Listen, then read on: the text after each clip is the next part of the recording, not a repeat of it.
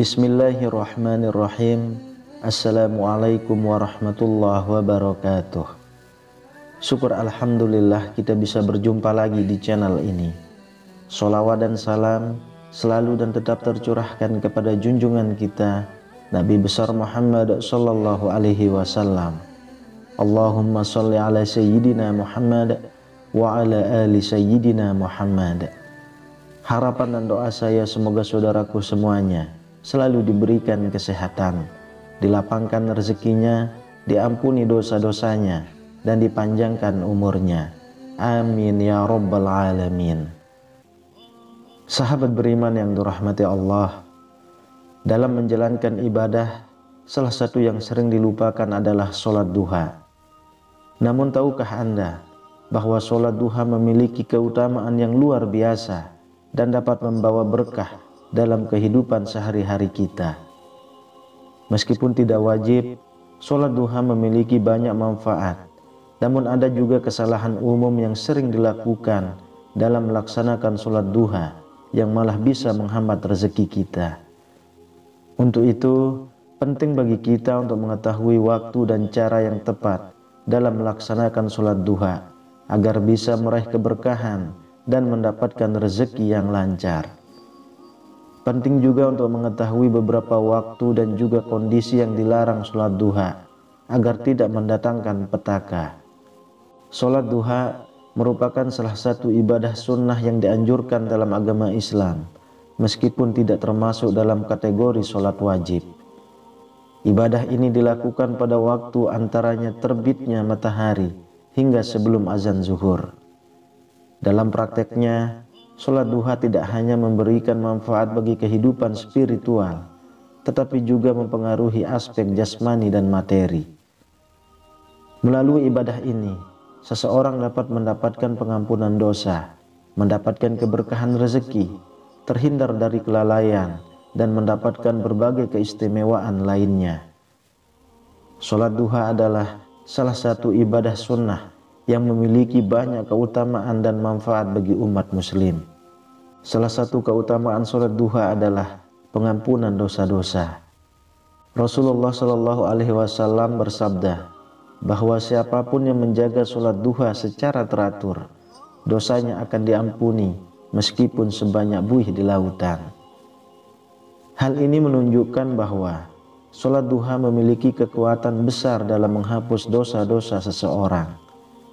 Dalam beberapa riwayat hadis disebutkan bahwa ada pintu surga yang disebut ad-duha yang khusus disiapkan bagi mereka yang rajin melaksanakan sholat duha.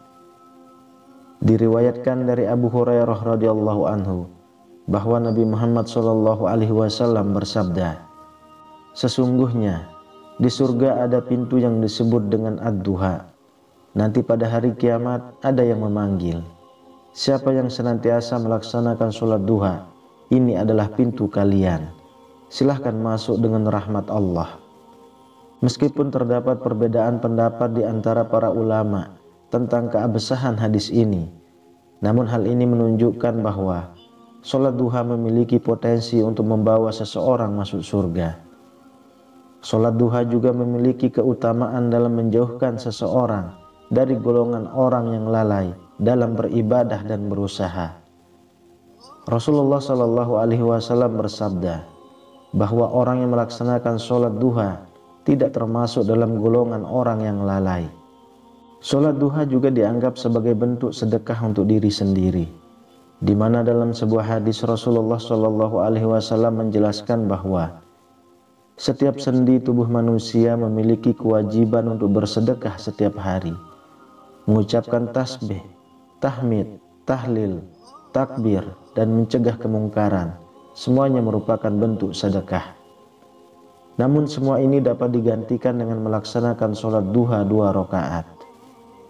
Dengan melaksanakan sholat duha, kita memberikan sedekah kepada diri sendiri dalam bentuk amalan yang mendekatkan kita kepada Allah.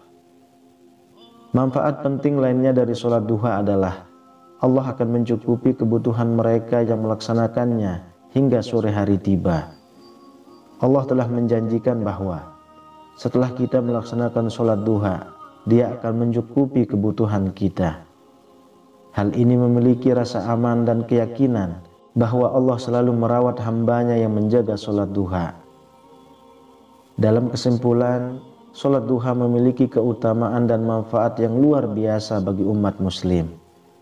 Begitu pentingnya menjaga kualitas dan pelaksanaan yang benar dalam sholat duha. Sangatlah disayangkan bahwa seringkali terjadi kesalahan yang mengurangi manfaat dan keberkahan yang seharusnya dirasakan.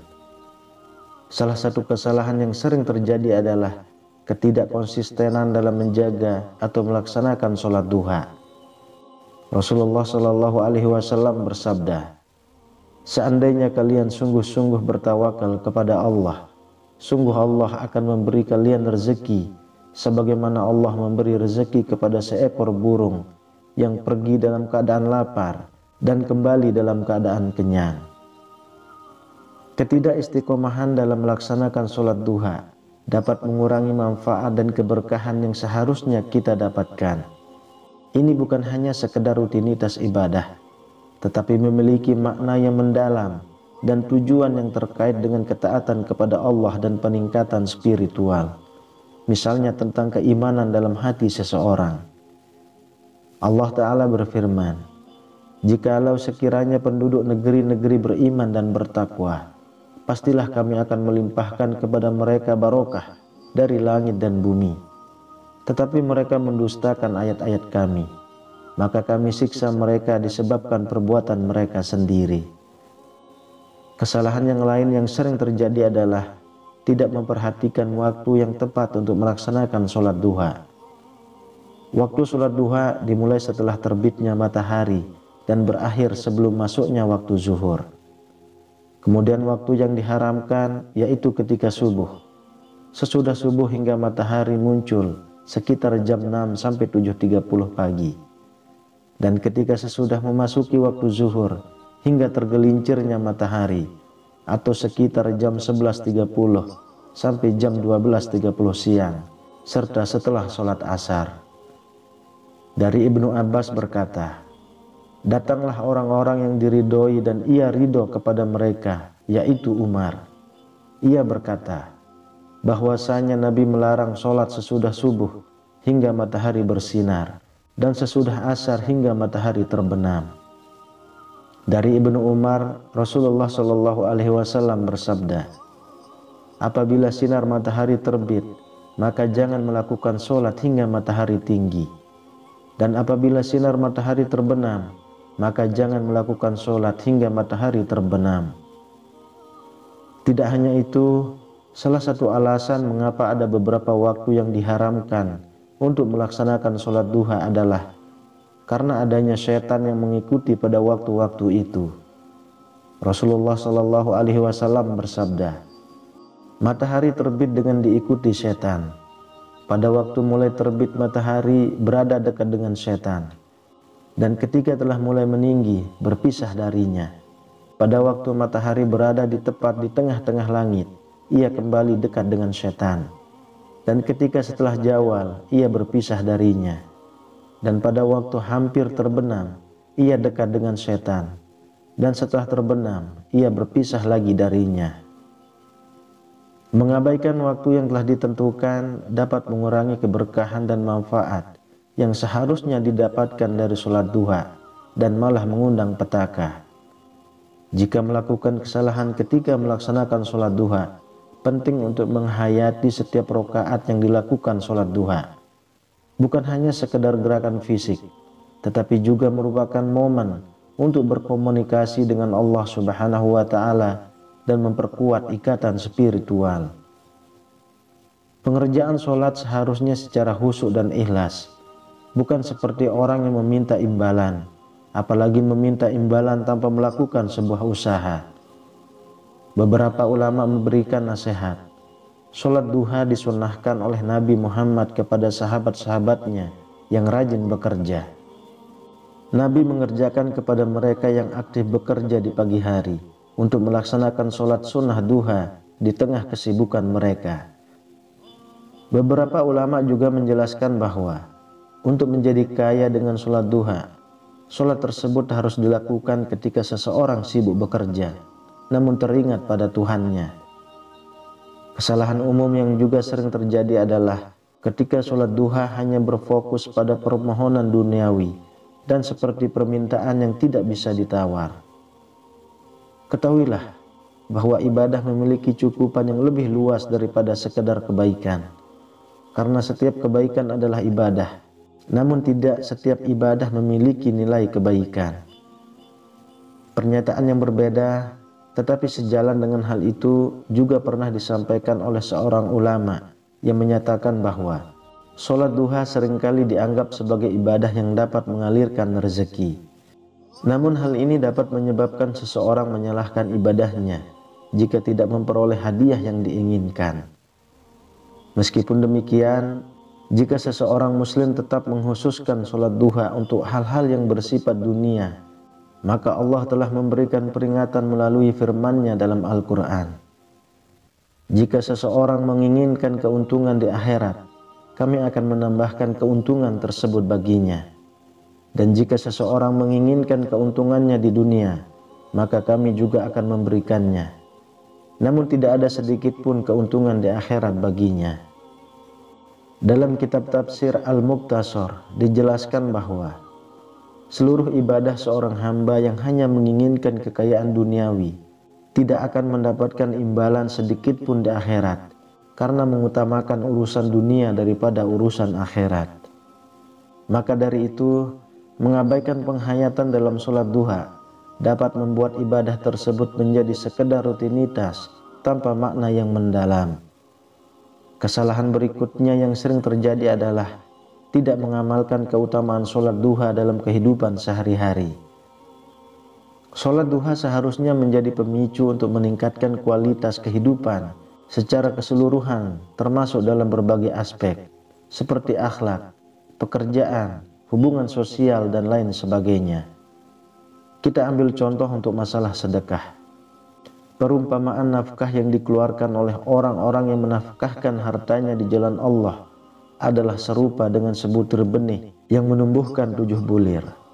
Pada tiap-tiap bulir 100 biji, Allah melipat gandakan ganjaran bagi siapa saja yang Dia kehendaki. Dan Allah maha luas karunia-Nya, lagi maha mengetahui. Walaupun sholat duha kita rajin, namun kita melupakan sedekah, Allah juga tidak sudi memberi rezeki karena kita tergolong orang yang kikir. Begitu pula jika kita rajin sholat duha, namun masih suka bermaksiat, Allah malah memberi kita yang pedih, dan apa saja musibah yang menimpa kita, maka adalah disebabkan oleh perbuatan-perbuatan tanganmu sendiri. Dan Allah memaafkan sebagian besar dari kesalahan-kesalahanmu. Mengabaikan implementasi keutamaan sholat duha dalam kehidupan sehari-hari dapat membuat manfaat yang terbatas dalam konteks ritual semata. Dampak dari kesalahan-kesalahan tersebut adalah ketidakmaksimalan dalam mendapatkan manfaat dan keberkahan yang seharusnya didapatkan dari sholat duha. Rezeki yang diharapkan pun mungkin tidak tercapai secara optimal. Oleh karena itu, penting bagi setiap individu yang melaksanakan sholat duha untuk menghindari kesalahan-kesalahan tersebut dan memperbaiki pelaksanaan ibadah ini dengan sebaik-baiknya. Sahabat beriman yang dirahmati Allah, dari paparan ini dapat disimpulkan beberapa hal terkait sholat duha. Sholat duha memiliki banyak keutamaan dan manfaat bagi kehidupan spiritual dan jasmani kita. Beberapa keutamaan tersebut antara lain dosa diampuni, potensi masuk surga lewat pintu ad-duha, terhindar dari kelalaian, sedekah untuk diri sendiri, dan dicukupi kebutuhan oleh Allah. Namun perlu diingat bahwa melaksanakan sholat duha bukanlah jaminan untuk mendapatkan kekayaan. Materi rezeki yang diberikan Allah tidak selalu berbentuk harta, melainkan dapat berupa kesejahteraan hidup, kebahagiaan dan keberkahan dalam berbagai aspek kehidupan. Itulah keutamaan dan manfaat sholat duha bagi kehidupan kita, serta waktu yang dilarang untuk kita melaksanakan sholat duha. Wallahu a'lam bishawab. Demikian yang bisa saya bagikan, semoga bermanfaat untuk kita semua. Amin ya rabbal alamin. Assalamualaikum warahmatullahi wabarakatuh.